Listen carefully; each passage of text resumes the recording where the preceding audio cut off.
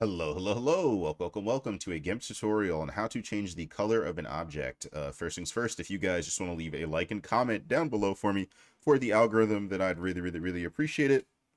And then the next thing that you're going to want to go ahead and do is just understand a couple things.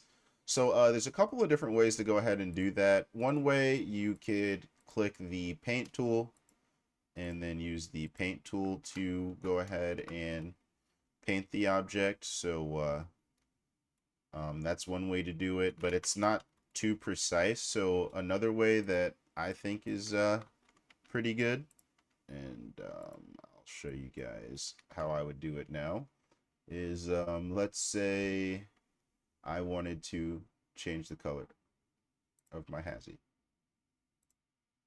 All right, and we'll just do the head.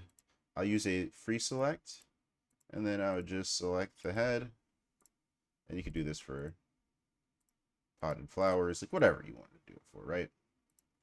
Okay. Select invert. And then now if I had a pencil, let's say I wanted to change this shape of my head to green, I could go ahead and do that. As you see, actually I have to select and then invert. I believe I might have actually took.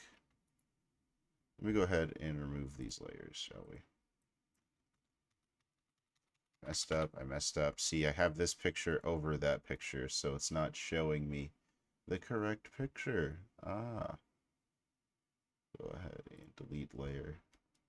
See, now if I were to draw, so we'll make it a little bit simpler.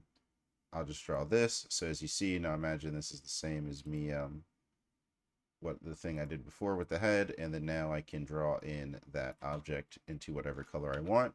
Or another thing that I could do, I could take my free select, put it around my head, and then I could go to my colors. I could go to a hue saturation, and then if I chose red, as you see, now anything that's the red color in there, if I change the hue to that, it'll change the color of just that specific thing.